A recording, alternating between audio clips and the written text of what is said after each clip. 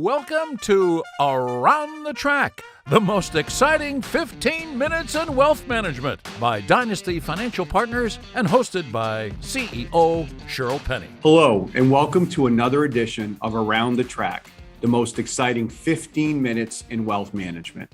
I'm your host, Shirl Penney, founder and CEO of Dynasty Financial Partners. I'm thrilled with this episode because I'm able to invite to introduce to all of you Matt Liebman, who is the founder and CEO of Amplius Wealth, which this last March, Matt, I believe, celebrated your first year of independence. Is that correct? Yes, technically February 26th was our 1-year anniversary. In Blue Bell, Pennsylvania, which I know is just north of Philly, correct? Exactly, just north of Philly. Awesome. All right, so we're gonna go ahead and jump in. Matt, thanks so much for doing this with us. As you know, there's only one rule on Around the Track, and that one rule is we only have 15 minutes to make our way around that virtual track that you see behind me, which is a mile long. And each furlong represents 1/8 of a mile. So 8 questions. And with that, we're going to go ahead and jump in. And as you know, in racing, how you break from the gate matters a lot. So I'm going to give you a nice, easy one for us to get out of the gate here together with in this interview. So just tell us more about Amplius. And by the way, thank you for the swag in advance.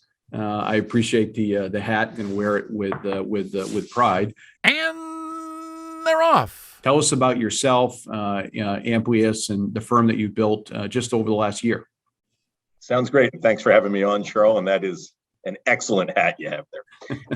So I have been in the general investment industry, for lack of another term, financial services industry, for about 22 years.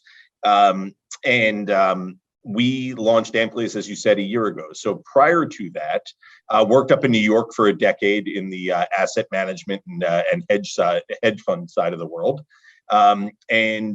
Just about 14 years ago, joined Merrill Lynch and joined my father's practice, Sam Liebman, who's the chairman of Amplius and has been in the industry for a little over 50 years now. We partnered at Merrill about 5 years ago with Aaron Marks, who's been in the business for about probably 12 or 13 years now, and formed the Liebman Marks Group. We're one of the bigger teams in the Philadelphia area for Merrill Lynch, and worked there. For my total time at Merrill was maybe about 13 years. And then a year ago, we launched Amplius Wealth Advisors, where we now have a little north of $1 billion in assets under management. And with our recent hire 2 weeks ago, now have 10 people here.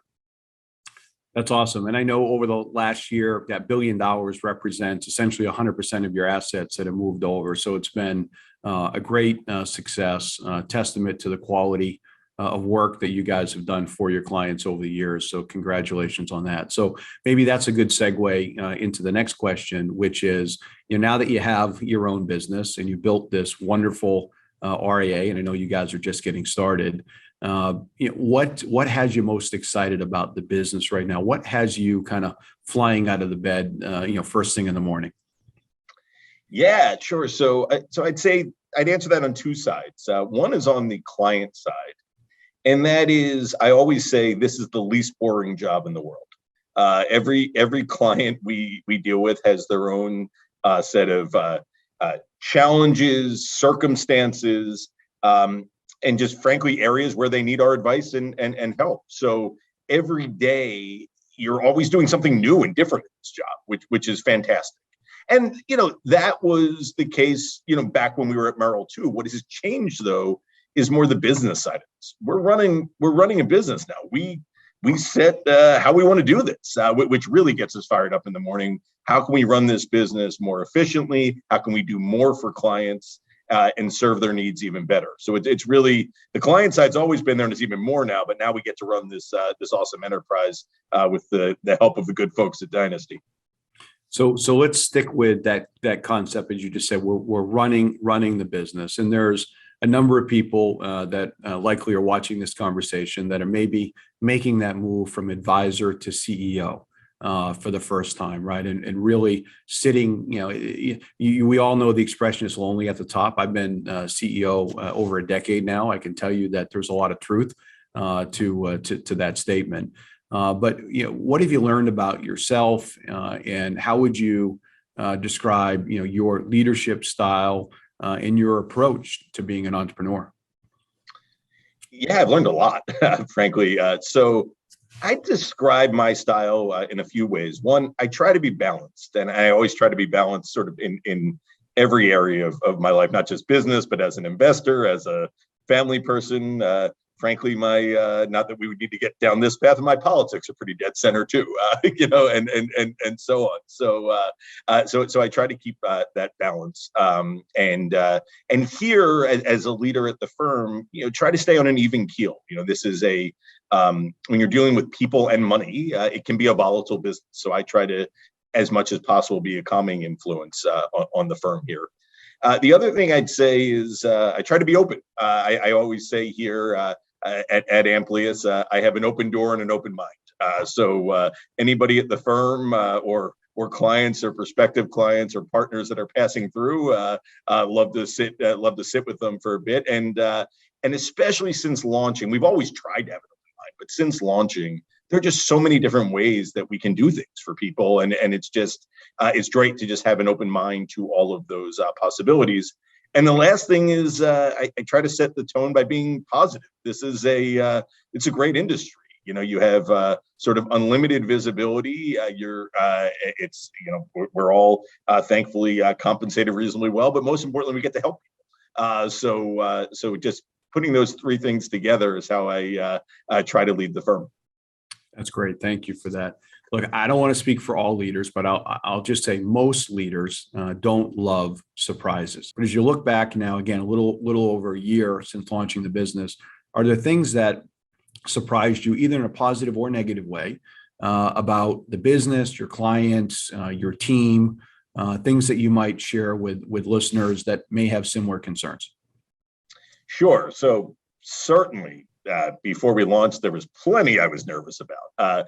I tend to be a more conservative, risk-averse person. I would say of the three founders and partners of the business, certainly it's not even close. I'm the leader in risk aversion. Both my dad and Aaron are more aggressive, assertive personalities. And I think when you're going out and launching your own business after being the ultimate in sort of captive employee, Merrill's a huge firm, and one of name brand around the industry. Again, the number one thing you're nervous about is, are the clients going to follow? So I'd say we wouldn't have done it if we weren't confident. So we thought they would, but it was still a positive surprise. Not only that they, all came, like you said, we're at, we launched within a few months, we're over 100% of the size of the business, the advisory business that we had at Merrill, but sort of the speed with which they came. And that COVID may have had something to do with everybody was still sitting at home then. But I do remember, you're making all these calls, you're scrambling, you got to get all the paperwork out the door.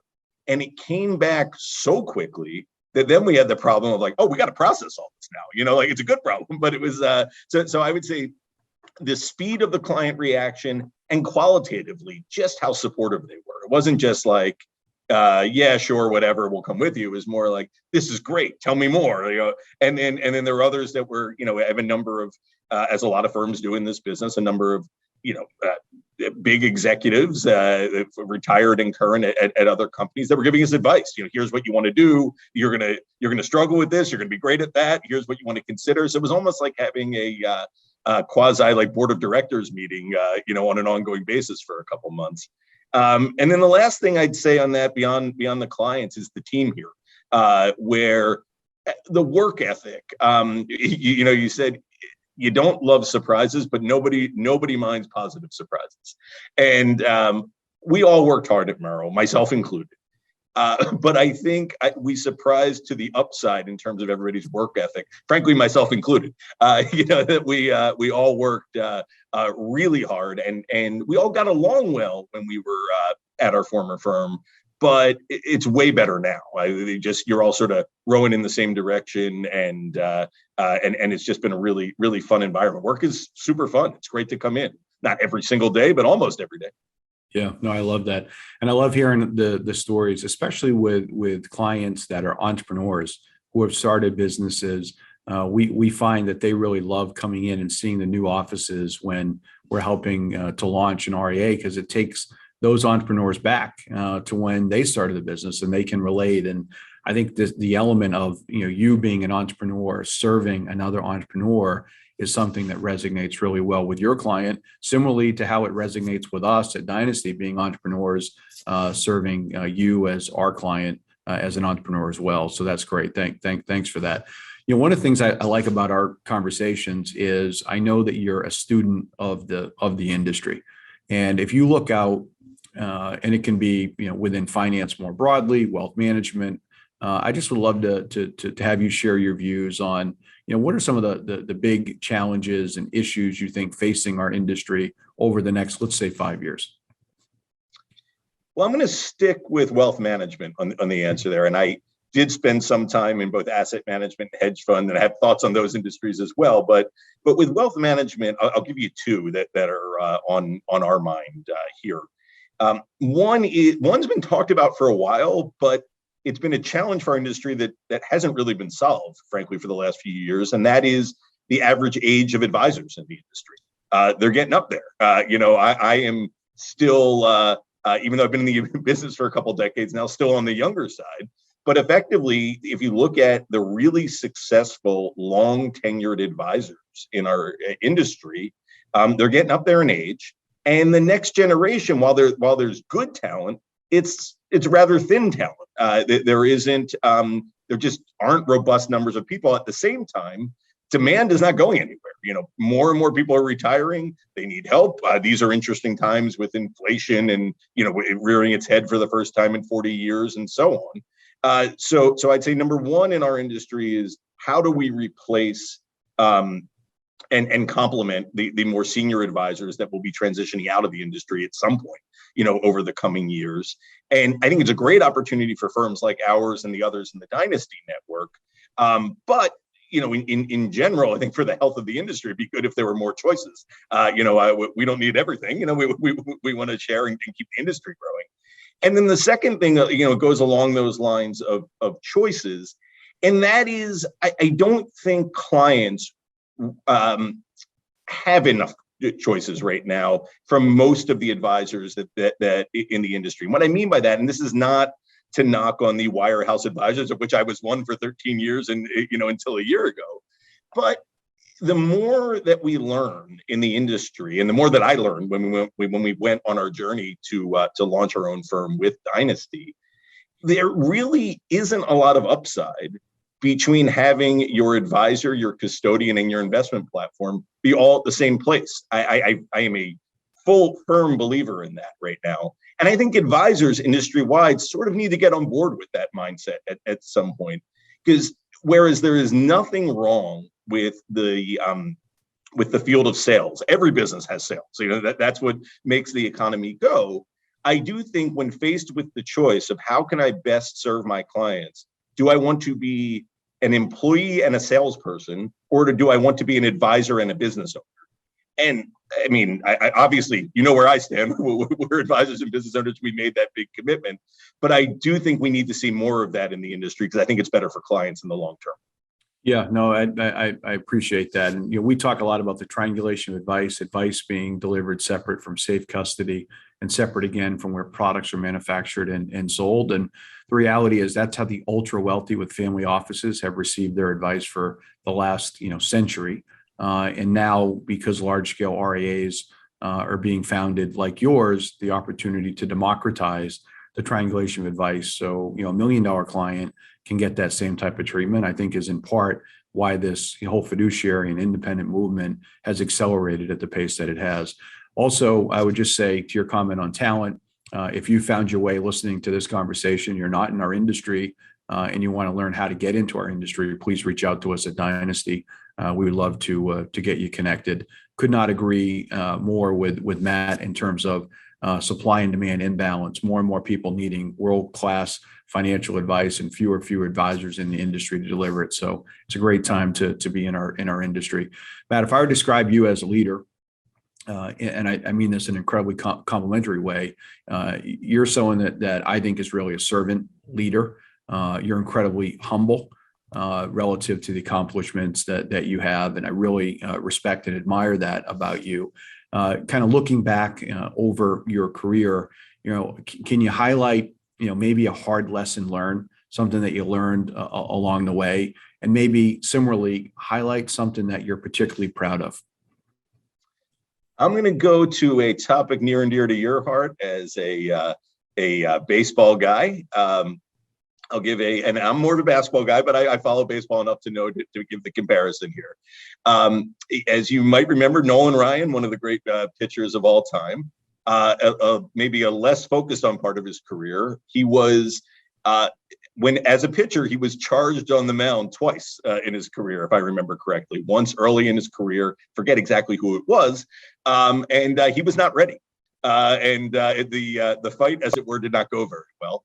And then late in his career, I think he was well into his 40s, he got charged again. And I remember he sort of stepped to the side and let's say won that fight pretty decisively. So the comparison I'll give here is early in my career, when I was doing really well as an analyst and portfolio manager on the asset management side, I went out on my own with a respected colleague to launch our own hedge fund. And whereas it was not a disaster, it was not, but it was not the success that I think it could have been. And I think part of the reason was lack of preparation. I think there was just I won't say lack of humility on my part at the time, but maybe just a youthful naivety, like we're just going to make this work. We got a good product. We're good people. We're going to make this work. And it doesn't work out that way all the time. Whereas this time around, what I'm most proud of is what we're doing here at Amplius.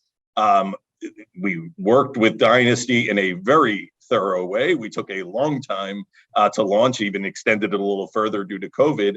And when we launched that day, I remember our partners at our custodian Fidelity said to us, right before we launched, I said, "Any words of advice?" And they said, "You're amongst the most prepared teams we've ever seen. You're ready to go." And that was not an accident. So I think that is why this, in our opinion, has been such a success.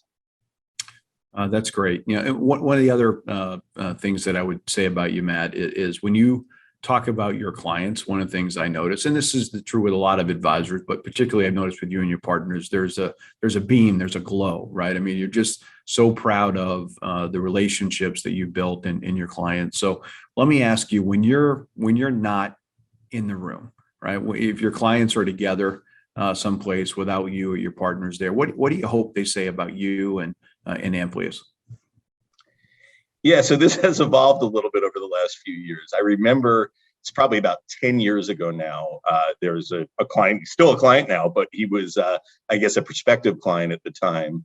And someone I knew from college, and had reached out to me. We weren't in touch, reached out to me. We went through, sort of his financial situation. And he's like, "Look, I've been courted by a lot of people." He's a pretty successful guy. But I'm going to go with you. Do you want to know why? I said, "Sure." No one's ever asked me that, but sure. And he said, "I trust you, and you're not a moron." And I was like, "Oh, well, thank you." But that always stuck with me as okay, be trustworthy and don't be a moron. But as that has evolved over time, I'd say right now, if my clients were, sitting there talking about me, what I'd hope they would say is, "I trust him, I like him, and he's always working harder to get better."